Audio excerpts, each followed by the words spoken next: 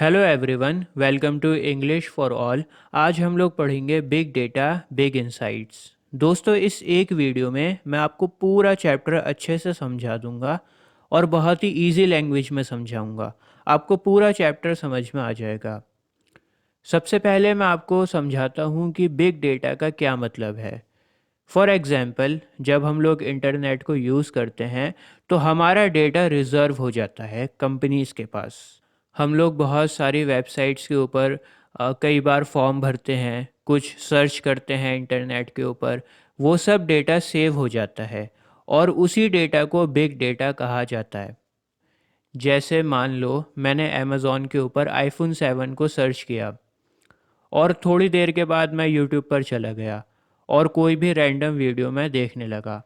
तो अब जो मैं यूट्यूब के ऊपर वीडियो देखूंगा ना, तो उसके ऊपर बहुत ज़्यादा चांसेस हैं कि मुझे आईफोन 7 का ऐड दिखाया जाए, एप्पल कंपनी का ऐड दिखाया जाए, क्योंकि मैं अमेज़ॉन के ऊपर आईफोन 7 को सर्च कर रहा था।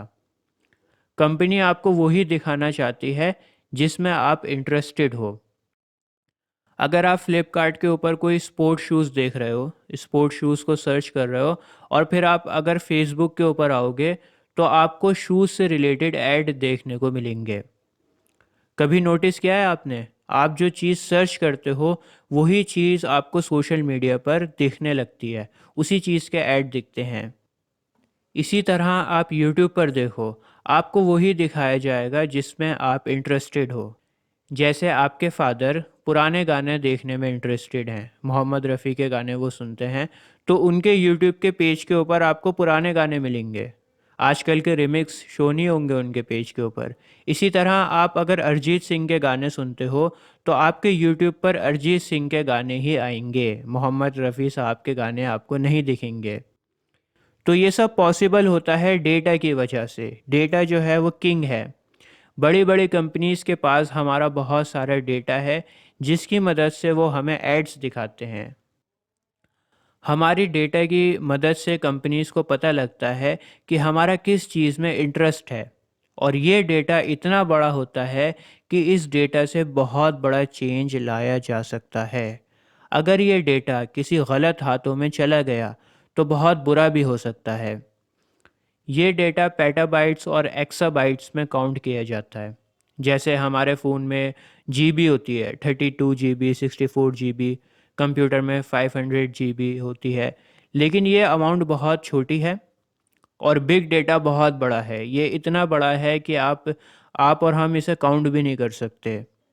अब क्योंकि ये डेटा इतना बड़ा होता है, इसलिए इस डेटा को संभाल कर रखना भी अपने आप में एक बहुत बड़ा चैलेंज है, बहुत मुश्किल काम है। टेक्नोलॉजी को टाइम टू टाइम अपडेट करना पड़ता है और डेटा को एनालाइज भी करना पड़ता है। अब मैं आपको बताता हूँ कि इतने बड़े डेटा के यूजेस क्या क्या हैं। सबसे पहले यूज़ है लोकेशन ट्रैकिंग का। आप डेटा की मदद से किसी भी लोकेशन के बारे में जान सकते हो, क्योंकि एक बहुत बड़ा डेटा ऑलरेडी सेव्ड है। मान लो मुझे ताजमहल जाना है, तो मैं गूगल पर सर्च करूँगा ताजमहल के बारे में और मुझे एग्जैक्ट लोकेशन बताएगा गूगल मैप, क्योंकि गूगल मैप के पास ताजमहल की लोकेशन का डेटा सेव्ड है। आप पूरी दुनिया की कोई भी फेमस प्लेस सर्च कर सकते हो, उसकी एग्जैक्ट लोकेशन निकाल सकते हो। इतनी बड़ी अमाउंट में ये पूरा डेटा सेव्ड होता है। इसी तरह आप कुछ ऑनलाइन ऑर्डर करते हो तो आप देख सकते हो कि आपका प्रोडक्ट कहाँ पर पहुँचेगा, आपका प्रोडक्ट को कितना टाइम लगेगा डिलीवर होने में। ये सब पॉसिबल होता है डेटा की वजह से। दूसरा यूसेज है डेटा का अंडरस्टैंडिंग द वेदर पैटर्न्स। दोस्तों, स्पेस में, अंतरिक्ष में बहुत सारी सैटेलाइट्स हैं, बहुत सारे सेंसर्स हैं जो बहुत बड़ा डेटा भेजते रहते हैं। हर सेकंड सैटेलाइट से डेटा आता है हमारे पास, और उस डेटा से हमें वेदर के बारे में पता लगता है।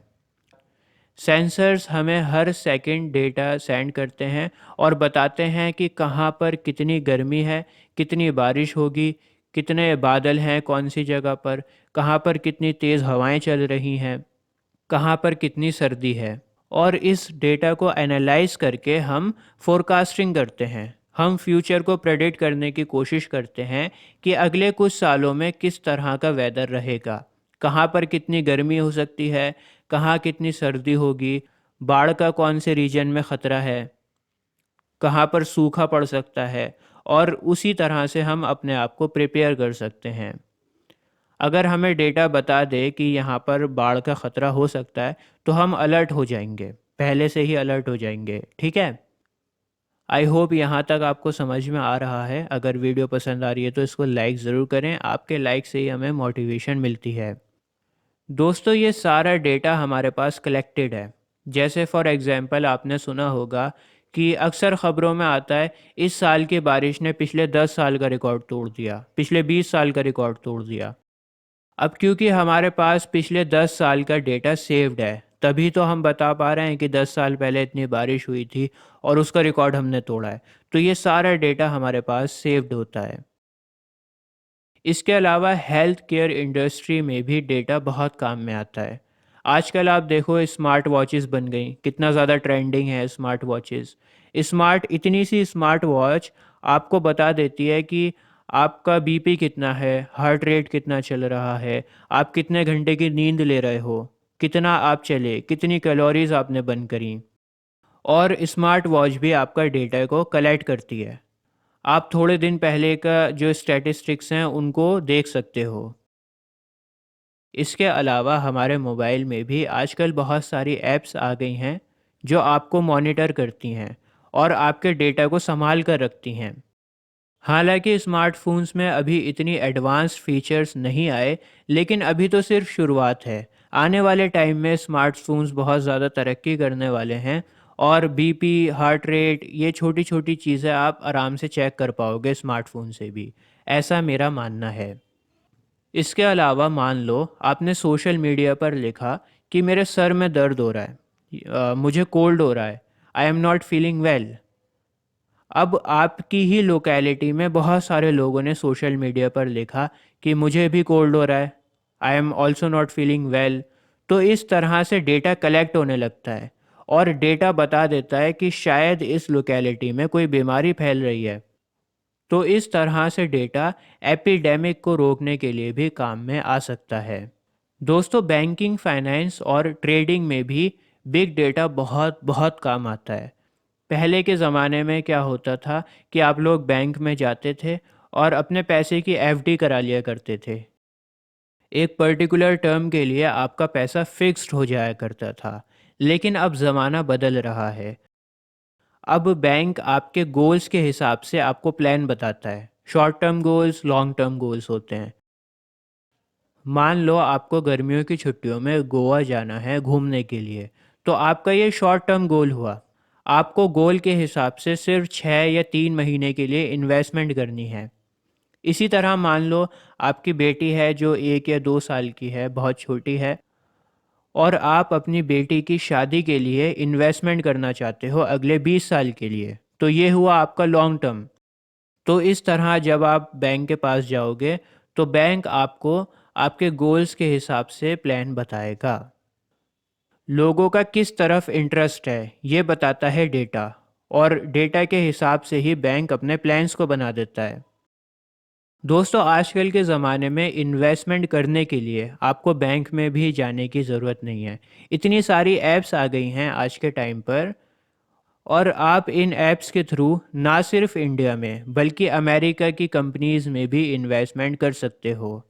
आज के ज़माने में गोल्ड भी डिजिटल ख़रीदा जा रहा है, क्योंकि फ़िज़िकल गोल्ड में 100 झंझट होते हैं, चोरी का ख़तरा होता है, अडल्ट्रेशन का होता है। इसलिए डिजिटल गोल्ड ख़रीद कर इन्वेस्टमेंट करी जाती है। स्टॉक मार्केट का भी नाम आपने सुना होगा। स्टॉक मार्केट में भी बिग डेटा बहुत काम में आता है और उसको चलाता है। हर एक सेकंड में कभी ऊपर होती है, कभी नीचे होती है। ये सब होता है डेटा की वजह से। डेटा बताता है कि कौन कितने शेयर्स खरीद रहा है, कौन कितने बेच रहा है, और डेटा के हिसाब से ही प्राइसेस फ्लक्चुएट होते रहते हैं। तो आप सोच सकते हैं कि ज़माना कितना एडवांस हो गया है, और ये सब पॉसिबल हुआ है डेटा की वजह से। दोस्तों, इसके अलावा डेटा साइबर क्राइम्स को रोकने में भी मदद करता है।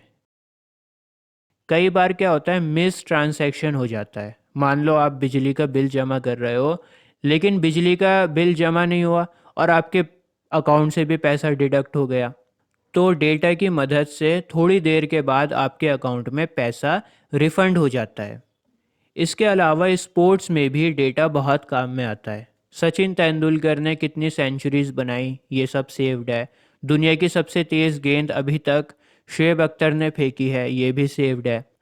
कौन सी टीम ने कब कितने रन बनाए, कौन से ग्राउंड पर बनाए, किसने कितना खेला, कौन से प्लेयर ने कितना रन बनाए, कौन से प्लेयर की क्या वीकनेसेस हैं, क्या स्ट्रेंथ्स हैं, कौन से बॉलर ने कौन से बैट्समैन को कितनी बार आउट किया, कौन सा बैट्समैन कितनी बार बोल्ड हुआ, कितनी बार एलबीडब्ल्यू हुआ।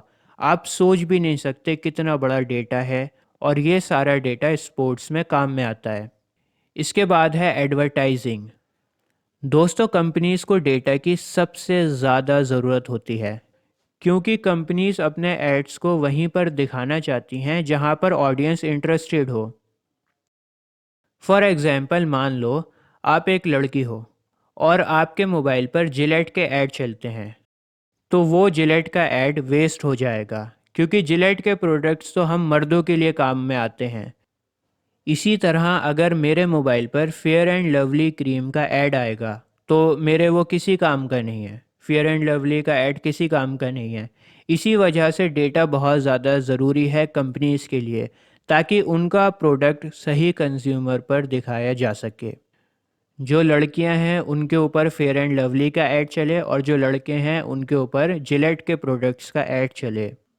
इसी तरह से एंटरटेनमेंट और मीडिया का भी यही हिसाब है। आपको जो पसंद है आपको वही दिखाया जाएगा। अभी आप मेरी वीडियो को देख रहे हो, इस वीडियो के ख़त्म होने के बाद जब आप यूट्यूब के ऊपर वापस जाओगे, तो बहुत ज़्यादा चांसेस ऐसे हैं कि आपके यूट्यूब के पेज पर मेरे चैनल की एक या दो वीडियोस आपको दिखें, या फिर किसी और चैनल की इंग्लिश लिटरेचर की वीडियोस आपको दिखें, क्योंकि इस टाइम आप इंग्लिश लिटरेचर में इंटरेस्टेड हो। अगर कोई कुकिंग की वीडियोस देख रहा है तो उसको यूट्यूब के पेज पर कुकिंग की वीडियोस दिखाई जाएंगी। यूट्यूब का एल्गोरिदम बहुत ज़्यादा स्मार्ट है, वो वही चीज़ दिखाता है जिसमें आप इंटरेस्टेड हो। इसके बाद है एजुकेशन इंडस्ट्री। एजुकेशन इंडस्ट्री में भी बिग डेटा बहुत काम आता है। डेटा की मदद से हम लोग जान सकते हैं कि स्टूडेंट्स को कहाँ क्या प्रॉब्लम आ रही है। आजकल स्टूडेंट्स कौन से एग्ज़ाम की ज़्यादा तैयारी कर रहे हैं, कौन सा एग्ज़ाम ट्रेंडिंग पर है, कौन सा एग्ज़ाम आने वाला है, और उस डेटा के हिसाब से कोर्सेज बनाए जा सकते हैं। इसके अलावा हमें ये भी पता लगता है कि पिछले 10 सालों में कौन से क्वेश्चन रिपीट हुए हैं, कौन सा क्वेश्चन कितनी बार पूछा गया है, कौन कौन से एग्ज़ाम में पूछा गया है। स्टूडेंट को हम लोग मॉनिटर भी कर सकते हैं, उसकी प्रोग्रेस कैसी चल रही है ये भी देख सकते हैं। स्टूडेंट की क्या वीकनेसेस हैं, क्या उसकी स्ट्रेंथ्स हैं। तो एजुकेशनल इंडस्ट्री में भी बिग डेटा बहुत काम आता है। इसी तरह बिग डेटा को आप बहुत सारी जगहों पर इस्तेमाल कर सकते हो। दोस्तों, मुझे तो इस चैप्टर से बहुत कुछ नया सीखने को मिला। आपको कैसा लगा कमेंट्स में लिखकर ज़रूर बताएं। इसके अलावा Maharashtra board class 12th English का सिलेबस मैं कवर कर रहा हूँ। अभी आपकी स्क्रीन पर एक प्लेलिस्ट आ रही है, इस प्लेलिस्ट पर क्लिक करके आपको सभी लेसन्स मिल जाएंगे। मैं बहुत जल्द पूरे सिलेबस को कवर कर दूंगा। मिलता हूँ आपसे अगली वीडियो में। जय हिंद।